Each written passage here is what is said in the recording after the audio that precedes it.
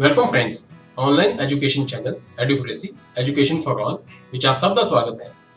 ਅੱਜ ਅਸੀਂ ਭਾਰਤ ਦੇ ਸੰਵਿਧਾਨ ਕਨਸਟੀਟਿਊਸ਼ਨ ਆਫ ਇੰਡੀਆ ਬਾਰੇ ਸੰਖੇਪ ਵਿੱਚ ਪੜਾਂਗੇ ਅਤੇ ਉਸ ਦੀਆਂ ਕੁਝ ਵਿਸ਼ੇਸ਼ਤਾਵਾਂ ਬਾਰੇ ਜਾਣਾਂਗੇ। ਭਾਰਤ ਦਾ ਸੰਵਿਧਾਨ ਇੱਕ ਸੰਖੇਪ ਭਾਰਤ ਦੀ ਸੰਵਿਧਾਨ ਸਭਾ ਮਈ 1946 ਦੇ ਕੈਬਨਿਟ ਮਿਸ਼ਨ ਯੋਜਨਾ ਦੇ ਪ੍ਰਾਵਧਾਨਾਂ ਅਨੁਸਾਰ ਹੋਂਦ ਵਿੱਚ ਆਈ। ਇਸ ਦਾ ਕੰਮ ਕੀ ਸੀ? ਇਸ ਦਾ ਕੰਮ ਬ੍ਰਿਟਿਸ਼ ਅਧਿਕਾਰੀਆਂ ਤੋਂ ਭਾਰਤੀ ਹੱਥਾਂ ਵਿੱਚ ਪ੍ਰਭੂ ਸੱਤਾ ਪਾਵਰ ਦੀ ਢੁਕਵੀਂ ਤਬਦੀਲੀ ਐਪਰੋਪ੍ਰੀਏਟ ਟ੍ਰਾਂਸਫਰ ਦੀ ਸਹੂਲਤ ਲਈ ਸੰਵਿਧਾਨ ਗਠਨ ਕਰਨਾ ਸੀ। ਸੋ ਜੋ ਸੰਵਿਧਾਨ ਸਭਾ ਜੋ ਸੀ ਉਹ 1946 ਦੀ ਕੈਬਨਿਟ ਮਿਸ਼ਨ ਯੋਜਨਾ ਦੇ ਪ੍ਰੋਵੀਜ਼ਨਸ ਦੇ ਤਹਿਤ ਹੋਂਦ ਵਿੱਚ ਆਈ ਅਤੇ ਇਸ ਦਾ ਕੰਮ ਕੀ ਸੀ ਕਿ ਬਹੁਤ ਹੀ ਵਧੀਆ ਤਰੀਕੇ ਨਾਲ ਐਪਰੋਪ੍ਰੀਏਟ ਤਰੀਕੇ ਨਾਲ ਜੋ ਸੱਤਾ ਹੈ ਜੋ ਪਾਵਰ ਹੈ ਉਹ ਬ੍ਰਿਟਿਸ਼ਰਸ ਵੱਲੋਂ ਭਾਰਤ ਦੀ ਜਨਤਾ ਦੇ ਹੱਥਾਂ ਵਿੱਚ ਸੌਂਪੀ ਜਾ ਸਕੇ। ਸੰਵਿਧਾਨ ਸਭਾ ਜਿਸ ਨੂੰ ਕਿ ਅੰਗਰੇਜ਼ੀ ਵਿੱਚ ਅਸੀਂ ਕਨਸਟੀਟਿਊਐਂਟ ਅਸੈਂਬਲੀ ਆਖਦੇ ਹਾਂ ਦੀ ਪਹਿਲੀ ਮੀਟਿੰਗ 9 ਦਸੰਬਰ 1946 ਨੂੰ ਨਵੀਂ ਦਿੱਲੀ ਵਿਖੇ ਸੰਵਿਧਾਨ ਹਾਲ ਵਿੱਚ ਹੋਈ ਸੀ, ਜਿਸ ਨੂੰ ਹੁਣ ਸੰਸਦ ਭਵਨ ਜਾਂ ਕੇਂਦਰੀ ਹਾਲ ਕਿਹਾ ਜਾਂਦਾ ਹੈ। ਸੰਵਿਧਾਨ ਸਭਾ ਦੀ ਪਹਿਲੀ ਬੈਠਕ ਦੀ ਪ੍ਰਧਾਨਗੀ ਡਾਕਟਰ ਸਚਿਦਾਨੰਦ ਸਿਨਹਾ ਨੇ ਕੀਤੀ। ਪਹਿਲੀ ਸੰਵਿਧਾਨ ਸਭਾ ਦੇ ਕੁੱਲ ਮੈਂਬਰਾਂ ਦੀ ਗਿਣਤੀ 399 ਸੀ, ਜਿਸ ਵਿੱਚ 292 ਰਾਜਾਂ ਦੇ ਨੁਮਾਇੰਦੇ ਰਿਪਰੈਜ਼ੈਂਟੇਟਿਵ ਆਫ ਸਟੇਟਸ, 93 ਰਿਆਸਤਾਂ ਦੇ ਨੁਮਾਇੰਦੇ ਭਾਵ ਕਿ ਪ੍ਰਿੰਸਲੀ ਸਟੇਟਸ ਦੇ ਰਿਪਰੈਜ਼ੈਂਟੇਟਿਵਸ ਅਤੇ 4 ਮੁੱਖ ਕਮਿਸ਼ਨਰ ਰਾਜਾਂ ਦੇ ਨੁਮਾਇੰਦੇ ਸਨ। ਇਹ ਗਿਣਤੀ ਜੂਨ 1947 ਵਿੱਚ ਘਟ ਕੇ 299 ਹੋ ਗਈ ਸੀ। ਇਹਨਾਂ 399 ਮੈਂਬਰਾਂ ਵਿੱਚ 15 ਔਰਤਾਂ ਵੀ ਸਨ। ਸੋ ਇਹ ਤੁਸੀਂ ਦੇਖ ਸਕਦੇ ਹੋ ਇੱਕ ਤਸਵੀਰ ਜੋ ਕਿ ਕਨਸਟੀਟਿਊਐਂਟ ਅਸੈਂਬਲੀ ਭਾਰਤ ਦੀ ਸੰਵਿਧਾਨ ਸਭਾ ਦੀ ਸੀਲ ਹੈ, ਜਿਸ ਵਿੱਚ ਤੁਸੀਂ ਦੇਖ ਸਕਦੇ ਹੋ ਜੋ ਭਾਰਤ ਦਾ ਨਕਸ਼ਾ ਇਸ ਵਿੱਚ ਬੰਗਲਾਦੇਸ਼ ਤੇ ਪਾਕਿਸਤਾਨ ਵੀ ਸ਼ੁਮਾਰ ਹੈ, ਪਰੰਤੂ ਹੁਣ ਜੋ ਭਾਰਤ ਦਾ ਨਕਸ਼ਾ ਹੈ ਘਟ ਗਿਆ ਕਿਉਂਕਿ ਪਾਕਿਸਤਾਨ ਤੇ ਬੰਗਲਾਦੇਸ਼ ਜੋ ਹਨ ਉਹ ਅਲੱਗ ਮੁਲਕ ਬਣ ਗਏ ਹਨ। ਇਸ ਦੇ ਨਾਲ ਹੀ ਇਹ ਬਹੁਤ ਹੀ ਮਸ਼ਹੂਰ ਤਸਵੀਰ ਸੰਵਿਧਾਨ ਸਭਾ ਦੀ ਤੁਹਾਨੂੰ ਇੱਥੇ ਦਿੱਤੀ ਗਈ ਹੈ ਤੁਹਾਡੀ ਸਹੂਲਤ ਵਾਸਤੇ। ਆਓ ਬੱਚਿਓ, ਆਓ ਦੋਸਤੋ ਅੱਗੇ ਵਧਦੇ ਹਾਂ। 9 ਦਸੰਬਰ 1946 ਤੋਂ 26 ਨਵੰਬਰ 1949 ਤੱਕ ਸੰਵਿਧਾਨ ਸਭਾ ਦੀਆਂ ਕੁੱਲ 12 ਮੀਟਿੰਗਾਂ ਹੋਈਆਂ। ਭਾਰਤ ਦੇ ਸੰਵਿਧਾਨ ਨੂੰ ਬਣਾਉਣ ਵਿੱਚ 2 ਸਾਲ 11 ਮਹੀਨੇ ਅਤੇ 17 ਦਿਨ ਲੱਗੇ। ਸੋ ਇਹ ਜੋ ਇਹਦੇ ਵਿੱਚ ਤੁਹਾਨੂੰ ਵਿਸ਼ੇਸ਼ਤਾਵਾਂ ਤੇ ਖੂਬੀਆਂ ਅਤੇ ਕੁਝ ਪੁਆਇੰਟਸ ਇਸ ਲੈਸਨ ਵਿੱਚ ਦੱਸੇ ਜਾ ਰਹੇ ਨੇ ਇਸ ਵੀਡੀਓ ਵਿੱਚ, ਇਹ ਤੁਸੀਂ ਸਾਰੇ ਨੋਟ ਕਰ ਲਿਓ ਕਿਉਂਕਿ ਇਹ ਤੁਹਾਡੇ ਆਉਣ ਵਾਲੇ ਜ਼ਿੰਦਗੀ ਵਿੱਚ ਆਉਣ ਵਾਲੇ ਸਮੇਂ ਵਿੱਚ ਤੁਹਾਡੇ ਕੈਰੀਅਰ ਵਿੱਚ ਅਤੇ ਨਾਲ ਹੀ ਤੁਹਾਨੂੰ ਇੱਕ ਅੱਛਾ ਨਾਗਰਿਕ ਬਣਾਉਣ ਵਿੱਚ ਵੀ ਕਾਫੀ ਮਦਦਗਾਰ ਹੋਣਗੇ।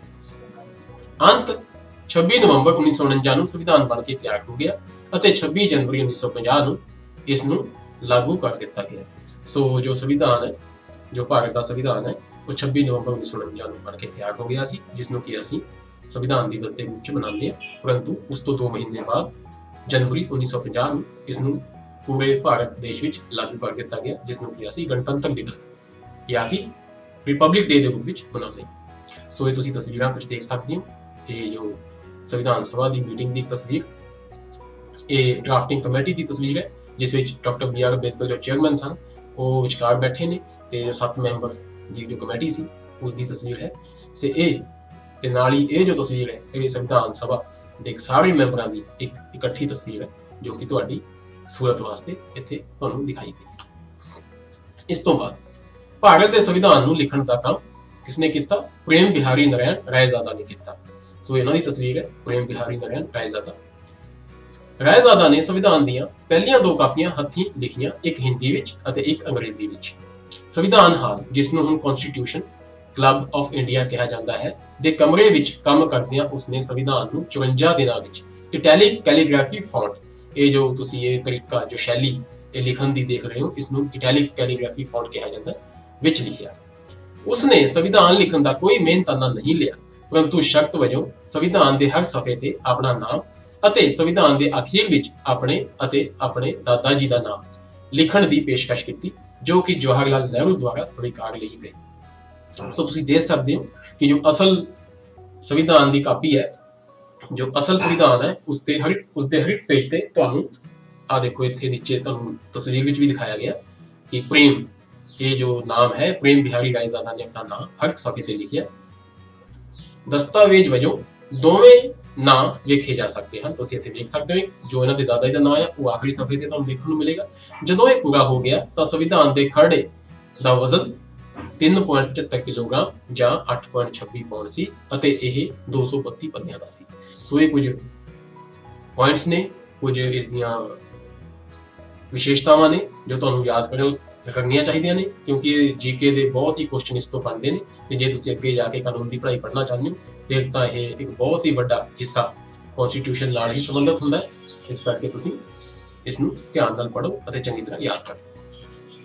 ਸੰਵਿਧਾਨ ਨੂੰ ਲੈ ਕੇ ਜੋ ਹੋਰ ਵੀ ਅੱਗੇ ਟਿਊਟੋਰੀਅਲਸ ਬਣਾਏ ਜਾਣਗੇ, ਇਹ ਪੂਰੀ ਲੜੀ ਹੈ ਤੇ ਤੁਹਾਨੂੰ ਇਸ ਦੀ ਜੋ ਤਫਸੀਲ ਹੈ, ਜੋ ਵਿਸਥਾਰਪੂਰਵਕ ਗਿਆਨ ਹੈ, ਉਹ ਹੌਲੀ-ਹੌਲੀ ਅਲੱਗ-ਅਲੱਗ ਸੈਸ਼ਨਸ ਵਿੱਚ, ਅਲੱਗ-ਅਲੱਗ ਟਿਊਟੋਰੀਅਲਸ ਵਿੱਚ ਦਿੱਤਾ ਜਾਵੇਗਾ, ਪਰੰਤੂ ਇਹ ਇੱਕ ਸੰਖੇਪ ਹੈ, ਸੋ ਇਸ ਨੂੰ ਸੰਖੇਪ ਦੀ ਤਰ੍ਹਾਂ ਹੀ ਆਪਾਂ ਦੇਖਾਂਗੇ। ਇਸ ਤੋਂ ਬਾਅਦ ਸੰਵਿਧਾਨ, ਅਸਲ ਸੰਵਿਧਾਨ ਹੱਥ ਲਿਖਤ ਹੈ ਜਿਸ ਵਿੱਚ ਹਰ ਇੱਕ ਪੰਨਾ ਸ਼ਾਂਤੀ ਨਿਕੇਤਨ ਦੇ ਕਲਾਕਾਰਾਂ ਦੁਆਰਾ ਸਜਾਇਆ ਗਿਆ ਹੈ, ਜਿਸ ਵਿੱਚ ਰਾਮ ਮਨੋਹਰ ਸਿੰਨਹਾ ਅਤੇ ਨੰਦ ਲਾਲ ਬੋਸ ਸ਼ਾਮਲ ਹਨ। ਸੋ ਇਹ ਤੁਸੀਂ ਦੇਖ ਸਕਦੇ ਹੋ, ਇਹ ਜੋ ਪਹਿਲਾ ਪੰਨਾ ਜੋ ਜਿਲਦ ਹੈ ਕਨਸਟੀਟਿਊਸ਼ਨ ਆਫ ਇੰਡੀਆ ਦੀ, ਉਹ ਦੇਖੋ ਕਿੰਨੀ ਸੁੰਦਰ ਚਿੱਤਰਕਾਰੀ ਨਾਲ ਸਜਾਈ ਗਈ ਹੈ ਤੇ ਪ੍ਰੀਐਂਬਲ ਹੈ, ਪ੍ਰਸਤਾਵਨਾ ਤੇ ਨਾਲ ਹੀ ਇਹ ਫੰਡਾਮੈਂਟਲ ਰਾਈਟਸ ਦਾ ਪੰਨਾ ਹੈ ਜੋ ਕਿ ਬੜੀ ਹੀ ਵਧੀਆ ਤਰੀਕੇ ਨਾਲ ਕਲਾਕਾਰਾਂ ਦੁਆਰਾ ਸਜਾਇਆ ਗਿਆ ਤੇ ਜੋ ਕਲਾਕਾਰ ਸਨ ਇਹ ਸ਼ਾਂਤੀ ਨਿਕੇਤਨ ਦੇ ਸਨ ਅਤੇ ਇਹਨਾਂ ਵਿੱਚ ਰਾਮ ਮਨੋਹਰ ਸਿੰਨਹਾ ਤੇ ਨੰਦ ਲਾਲ ਸ਼ਾਮਲ ਸਨ। ਭਾਰਤ ਦੇ ਸੰਵਿਧਾਨ ਨੂੰ 26 ਨਵੰਬਰ 1949 ਨੂੰ ਅਪਣਾਇਆ ਗਿਆ ਸੀ ਅਤੇ ਮਾਨਯੋਗ ਮੈਂਬਰਾਂ ਨੇ 24 ਜਨਵਰੀ 1950 ਨੂੰ ਇਸ ਦੇ ਆਪਣੇ ਹਸਤਾਖਰ ਕਰ ਦਿੱਤੇ ਸਨ। 26 ਨਵੰਬਰ 1949 ਨੂੰ ਸੰਵਿਧਾਨ ਬਣ ਕੇ ਤਿਆਰ ਹੋਇਆ ਅਤੇ ਮਾਨਯੋਗ ਮੈਂਬਰਾਂ ਨੇ 24 ਜਨਵਰੀ 1950 ਨੂੰ ਇਸ ਦੇ ਆਪਣੇ ਹਸਤਾਖਰ ਦਸਤਖਤ ਕਰ ਦਿੱਤੇ। ਕੁੱਲ 284 ਮੈਂਬਰਾਂ ਨੇ ਅਸਲ ਵਿੱਚ ਸੰਵਿਧਾਨ ਉੱਤੇ ਦਸਤਖਤ ਕੀਤੇ। ਹਿੰਦੀ ਅਤੇ ਅੰਗਰੇਜ਼ੀ ਵਿੱਚ ਲਿਖੀਆਂ ਗਈਆਂ ਭਾਰਤੀ ਸੰਵਿਧਾਨ ਦੀਆਂ ਅਸਲ ਕਾਪੀਆਂ ਭਾਰਤ ਦੀ ਸੰਸਦ ਦੀ ਲਾਇਬ੍ਰੇਰੀ ਵਿੱਚ ਖਾਸ ਹੀਲੀਅਮ ਨਾਲ ਭਰੇ ਬਕਸਿਆਂ ਵਿੱਚ ਰੱਖੀਆਂ ਗਈਆਂ ਹਨ। ਇਹ ਜੋ ਹੀਲੀਅਮ ਬਕਸੇ ਹਨ ਇਸ ਨੂੰ ਖਰਾਬ ਹੋਣ ਤੋਂ ਬਚਾਉਂਦੇ ਹਨ ਤਾਂ ਜੋ ਅਸਲ ਸੰਵਿਧਾਨ ਹੈ, ਜੋ ਅਸਲ ਦਸਤਾਵੇਜ਼ ਹੈ, ਉਹਨੂੰ ਸਦਾ ਵਾਸਤੇ ਮਹਿਫੂਜ਼ ਰੱਖਿਆ ਜਾ ਸਕੇ, ਸੁਰੱਖਿਅਤ ਰੱਖਿਆ ਜਾ ਸਕੇ। ਇਸ ਨੂੰ ਹੀਲੀਅਮ ਦੇ ਬਕਸਿਆਂ ਵਿੱਚ ਰੱਖਿਆ ਗਿਆ ਹੈ। ਇਸ ਤੋਂ ਬਾਅਦ ਸੰਵਿਧਾਨ ਦੇ ਨਿਰਮਾਣ ਲਈ ਸੰਵਿਧਾਨ ਸਭਾ ਨੇ 19 ਵੱਖ-ਵੱਖ ਕਮੇਟੀਆਂ ਦਾ ਗਠਨ ਕੀਤਾ, ਪਰੰਤੂ ਇਹਨਾਂ ਵਿੱਚੋਂ ਸੰਵਿਧਾਨ ਡਰਾਫਟਿੰਗ ਕਮੇਟੀ ਸਭ ਤੋਂ ਮਹੱਤਵਪੂਰਨ ਸੀ। 29 ਅਗਸਤ 1947 ਨੂੰ ਡਰਾਫਟਿੰਗ ਕਮੇਟੀ ਨਿਯੁਕਤ ਕੀਤੀ ਗਈ ਜਿਸ ਦੇ 7 ਮੈਂਬਰ ਸਨ। ਇਹਨਾਂ ਮੈਂਬਰਾਂ ਬਾਰੇ ਵਿਸਥਾਰ ਵਿੱਚ ਅਸੀਂ ਅੱਗੇ ਅਗਲੀਆਂ ਟਿਊਟੋਰੀਅਲਸ ਵਿੱਚ ਪੜਾਂਗੇ ਅਤੇ ਡਾਕਟਰ ਬੀ.ਆਰ. ਅੰਬੇਦਕਰ ਨੂੰ ਇਸ ਕਮੇਟੀ ਦਾ ਚੇਅਰਮੈਨ ਨਿਯੁਕਤ ਕੀਤਾ ਗਿਆ। So doctor ਬੀ.ਆਰ. ਅੰਬੇਦਕਰ ਜੋ ਡਰਾਫਟਿੰਗ ਕਮੇਟੀ ਦੇ ਚੇਅਰਮੈਨ ਸਨ। ਕਮੇਟੀ ਦੇ ਵੱਖ-ਵੱਖ ਪੜਾਵਾਂ ਅਤੇ ਸੰਵਿਧਾਨ ਸਭਾ ਦੇ ਵਿਚਕਾਰ ਵਟਾਂਦਰੇ ਦੌਰਾਨ ਡਰਾਫਟ ਕਮੇਟੀ ਅਤੇ ਇਸ ਦੇ ਮੈਂਬਰ ਸੰਵਿਧਾਨ ਸਭਾ ਨਿਰਮਾਣ ਤੇ ਬਹੁਤ ਪ੍ਰਭਾਵਸ਼ਾਲੀ ਸਨ। ਸੋ ਇਹਨਾਂ ਦਾ ਜੋ ਅਸਰ ਸੀ, ਕਿਉਂਕਿ ਆਪ ਹੀ ਖੁਦ ਹੱਥੀਂ ਜੋ ਸੰਵਿਧਾਨ ਨੂੰ ਡਰਾਫਟ ਕਰ ਰਹੇ ਸਨ, ਇਹਨਾਂ ਦਾ ਜੋ ਅਸਰ ਸੀ ਸੰਵਿਧਾਨ ਉੱਪਰ ਅਤੇ ਸੰਵਿਧਾਨ ਸਭਾ ਦੇ ਮੈਂਬਰਾਂ ਉੱਤੇ ਬਹੁਤ ਹੀ ਪ੍ਰਭਾਵਸ਼ਾਲੀ ਸੀ। ਸੰਵਿਧਾਨ ਸਭਾ ਵਿੱਚ ਬਹਿਸਾਂ ਦਾ ਬਹੁਤ ਹਿੱਸਾ ਡਰਾਫਟ ਕਮੇਟੀ ਦੁਆਰਾ ਕੀਤੇ ਗਏ ਡਰਾਫਟ ਸੰਵਿਧਾਨ ਦੇ ਆਲੇ ਦੁਆਲੇ ਹੀ ਘੁੰਮਿਆ। ਸੰਵਿਧਾਨ ਸਭਾ ਦੀਆਂ ਬੈਠਕਾਂ ਦੇ 165 ਦਿਨਾਂ ਵਿੱਚੋਂ 114 ਡਰਾਫਟ ਸੰਵਿਧਾਨ ਉੱਤੇ ਬਹਿਸ ਕਰਨ ਲਈ ਹੀ ਖਰਚ ਕੀਤੇ ਗਏ। ਸੋ ਇੱਕ ਬਹੁਤ ਹੀ ਵੱਡਾ ਹਿੱਸਾ ਜੋ ਸਮੇਂ ਦਾ ਸੀ ਉਹ ਡਰਾਫਟ ਦੇ ਜੋ ਡਰਾਫਟ ਸੰਵਿਧਾਨ ਸੀ ਉਸ ਨੂੰ ਡਿਸਕਸ ਕਰਨ ਵਿੱਚ ਅਤੇ ਉਸ ਨੂੰ ਫਾਈਨਲ ਕਰਨ ਵਿੱਚ ਖਰਚ ਹੋਇਆ। ਭਾਰਤੀ ਸੰਵਿਧਾਨ ਦੇ ਨਿਰਮਾਣ ਵਿੱਚ ਇਸ ਵੱਡਮੁੱਲੇ ਯੋਗਦਾਨ ਕਾਰਨ ਡਾਕਟਰ ਬੀ.ਆਰ. ਅੰਬੇਦਕਰ ਨੂੰ ਭਾਰਤੀ ਸੰਵਿਧਾਨ ਦਾ ਪਿਤਾ, ਜਨਮਦਾਤਾ ਜਾਂ ਫਾਦਰ ਆਫ ਇੰਡੀਅਨ ਕਨਸਟੀਟਿਊਸ਼ਨ ਕਿਹਾ ਜਾਂਦਾ ਹੈ। ਸੋ ਇਹੀ ਕਾਰਨ ਹੈ ਕਿ ਅਸੀਂ ਡਾਕਟਰ ਬੀ.ਆਰ. ਅੰਬੇਦਕਰ ਨੂੰ ਭਾਰਤੀ ਸੰਵਿਧਾਨ ਦਾ ਜਨਮਦਾਤਾ ਜਾਂ ਪਿਤਾ ਵੀ ਕਹਿੰਦੇ ਹਾਂ। ਇਹ ਦੇਖੋ ਤੁਸੀਂ ਡਾਕਟਰ ਬੀ.ਆਰ. ਅੰਬੇਦਕਰ ਦੀ ਤਸਵੀਰ ਦੇਖ ਸਕਦੇ ਹੋ। ਇਹ ਸੰਵਿਧਾਨ ਤੇ ਕੰਮ ਕਰ ਰਹੇ ਨੇ ਅਤੇ ਸੰਵਿਧਾਨ ਸਭਾ ਦੀ ਤਸਵੀਰ 7 ਮੈਂਬਰ ਤੇ ਨਾਲ ਹੀ ਚੇਅਰਮੈਨ ਡਾਕਟਰ ਬੀ.ਆਰ. ਅੰਬੇਦਕਰ। ਭਾਰਤੀ ਸੰਵਿਧਾਨ ਉਧਾਰ ਦੇ ਥੈਲੇ ਬੈਗੇਜ ਆਫ ਬੋਰਿੰਗਸ ਵਜੋਂ ਵੀ ਜਾਣਿਆ ਜਾਂਦਾ ਹੈ। ਇਸ ਵਿੱਚ ਕਈ ਦੇਸ਼ਾਂ ਦੇ ਸੰਵਿਧਾਨਾਂ ਦੀਆਂ ਵਿਸ਼ੇਸ਼ਤਾਵਾਂ ਹਨ। ਡਾਕਟਰ ਅੰਬੇਦਕਰ ਨੇ ਸਹੀ ਕਿਹਾ ਹੈ, ਇਹ ਵਿਸ਼ਵ ਭਰ ਦੇ ਜਾਣੇ ਪਛਾਣੇ ਸੰਵਿਧਾਨਾਂ ਨੂੰ ਵਿੜਕਣ ਭਾਵਨਾ ਦੀ ਖੋਜਬੀਨ ਤੋਂ ਬਾਅਦ ਬਣਾਇਆ ਗਿਆ ਹੈ। ਸੋ ਜਿੰਨੀਆਂ ਵੀ ਚੰਗੀਆਂ ਚੀਜ਼ਾਂ ਡਾਕਟਰ ਬੀ.ਆਰ. ਅੰਬੇਦਕਰ ਤੇ ਡਰਾਫਟਿੰਗ ਕਮੇਟੀ ਨੂੰ ਦੁਨੀਆ ਭਰ ਦੇ ਸੰਵਿਧਾਨਾਂ ਵਿੱਚ ਦੇਖਣ ਨੂੰ ਮਿਲੀਆਂ, ਉਹਨਾਂ ਸਾਰਿਆਂ ਨੂੰ ਲੈ ਕੇ ਭਾਰਤ ਦੇ ਸੰਵਿਧਾਨ ਦੀ ਰਚਨਾ ਕੀਤੀ। ਨੰਬਰ 1, ਭਾਰਤ ਦੇ ਸੰਵਿਧਾਨ ਦੀ ਪ੍ਰਸਤਾਵਨਾ ਪ੍ਰੀਐਂਬਲ USA ਦੇ ਸੰਵਿਧਾਨ ਤੋਂ ਪ੍ਰਭਾਵਿਤ ਹੈ। ਜਿਵੇਂ ਕਿ ਤੁਹਾਨੂੰ ਪਤਾ ਹੈ, ਤੁਸੀਂ ਦੇਖਿਆ ਹੋਵੇਗਾ ਪਿਛਲੀ ਸਲਾਈਡ ਵਿੱਚ ਜੋ ਪ੍ਰੀਐਂਬਲ ਹੈ ਉਸ ਦੇ ਪਹਿਲੇ ਜੋ ਸ਼ਬਦ ਹਨ we the people of India. So ਜੋ USA ਦਾ ਸੰਵਿਧਾਨ ਹੈ ਉਸ ਦਾ ਪ੍ਰੀਐਂਬਲ ਵੀ we the people of United States ਇਸ ਤਰ੍ਹਾਂ ਸ਼ੁਰੂ ਹੁੰਦਾ ਹੈ। ਸੋ ਇਹ ਜੋ ਭਾਗ ਹੈ ਇਹ USA ਦੇ ਸੰਵਿਧਾਨ ਤੋਂ ਲਿੱਤਾ ਗਿਆ। 5 ਈਅਰ ਪਲਾਨ 5 ਸਾਲਾ ਯੋਜਨਾ ਜੋ ਹੈ ਇਹ ਸੋਵੀਅਤ ਸੰਘ USSR ਦੇ ਸੰਵਿਧਾਨ ਤੋਂ ਲਿਆ ਗਿਆ। ਸੋਵੀਅਤ ਸੰਘ ਹੁਣ ਤਾਂ ਹੋਂਦ ਵਿੱਚ ਨਹੀਂ ਹੈ, ਹੁਣ ਇਹ ਭੰਗ ਹੋ ਚੁੱਕਿਆ, ਟੁੱਟ ਚੁੱਕਿਆ, ਪਰੰਤੂ ਉਸ ਵੇਲੇ ਇਹ ਬਹੁਤ ਹੀ ਵੱਡੀ ਇੱਕ ਵਿਸ਼ਵ ਸ਼ਕਤੀ ਸੀ, ਇਸ ਕਰਕੇ ਇਸ ਦਾ ਪ੍ਰਭਾਵ ਵੀ ਭਾਰਤੀ ਸੰਵਿਧਾਨ ਤੇ ਹੋਣਾ ਸੁਭਾਵਿਕ ਹੀ ਹੈ। ਨੰਬਰ 3, ਪ੍ਰਾਂਤਕ ਅਤੇ ਕੇਂਦਰੀ ਸਰਕਾਰ ਵਿਚਕਾਰ ਸੱਤਾ ਵੰਡ ਕੈਨੇਡਾ ਦੇ ਸੰਵਿਧਾਨ ਤੋਂ ਪ੍ਰੇਰਿਤ ਹੈ। ਸੈਂਟਰਲ ਐਂਡ ਸਟੇਟ ਪਾਵਰਸ ਜੋ ਨੇ ਉਹ ਕੈਨੇਡਾ ਦੇ ਸੰਵਿਧਾਨ ਤੋਂ ਪ੍ਰੇਰਿਤ ਹਨ। ਭਾਰਤੀ ਪ੍ਰਸਤਾਵਨਾ ਦੇ ਵਿਚਲੇ ਆਜ਼ਾਦੀ, ਸਮਾਨਤਾ ਤੇ ਭਾਈਚਾਰੇ, ਇਹ ਜੋ 3 ਸ਼ਬਦ ਨੇ ਇਹ ਪ੍ਰਸਤਾਵਨਾ ਦੀ ਜਾਨ ਨੇ। ਪ੍ਰਸਤਾਵਨਾ ਇਹ ਬਹੁਤ ਹੀ ਮਸ਼ਹੂਰ ਸ਼ਬਦ ਨੇ, ਲਿਬਰਟੀ, ਇਕੁਐਲਿਟੀ ਐਂਡ ਫ੍ਰੈਟਰਨਿਟੀ। ਇਹ ਜੋ ਆਦਰਸ਼ ਨੇ ਇਹ ਫਰਾਂਸੀਸੀ ਕ੍ਰਾਂਤੀ ਅਤੇ ਫਰਾਂਸ ਦੇ ਸੰਵਿਧਾਨ ਤੋਂ ਲਿੱਤੇ ਗਏ ਹਨ। ਕਾਨੂੰਨ ਦੁਆਰਾ ਸਥਾਪਿਤ ਪ੍ਰਕਿਰਿਆ ਅਤੇ ਸੁਪਰੀਮ ਕੋਰਟ ਜੋ ਹਨ ਉਹ ਜਾਪਾਨ ਦੇ ਸੰਵਿਧਾਨ ਤੋਂ ਅਤੇ ਜਾਪਾਨ ਦੀ ਜੋ ਵਿਵਸਥਾ ਹੈ ਉਸ ਤੋਂ ਲਿੱਤੇ ਗਏ ਹਨ। ਨੰਬਰ 6, ਭਾਰਤੀ ਸੰਵਿਧਾਨ ਦੇ ਨੈਸ਼ਨਲ ਐਮਰਜੈਂਸੀ ਦੌਰਾਨ ਮੌਲਿਕ ਅਧਿਕਾਰਾਂ ਫੰਡਾਮੈਂਟਲ ਰਾਈਟਸ ਨੂੰ ਮੁਅੱਤਲ ਕਰਨ ਸੰਬੰਧੀ ਭਾਗ ਜਰਮਨੀ ਦੇ ਸੰਵਿਧਾਨ ਤੋਂ ਲਿੱਤਾ ਗਿਆ ਹੈ। ਡਿਊਰਿੰਗ ਐਮਰਜੈਂਸੀ ਦੇ ਦੌਰਾਨ ਜੋ ਫੰਡਾਮੈਂਟਲ ਰਾਈਟਸ ਨੇ, ਜੋ ਸਿਟੀਜ਼ਨਸ ਦੇ ਫੰਡਾਮੈਂਟਲ ਰਾਈਟਸ ਨੇ ਉਹ ਭੰਗ ਕਰ ਦਿੱਤੇ ਜਾਂਦੇ ਹਨ, ਉਹ ਸਸਪੈਂਡ ਕਰ ਦਿੱਤੇ ਜਾਂਦੇ ਹਨ। ਇਹ ਜੋ ਭਾਗ ਹੈ, ਇਹ ਜੋ ਪ੍ਰਾਵਧਾਨ ਹੈ ਇਹ ਜਰਮਨੀ ਦੀ ਸੰਵਿਧਾਨ ਤੋਂ ਲਿੱਤਾ ਗਿਆ।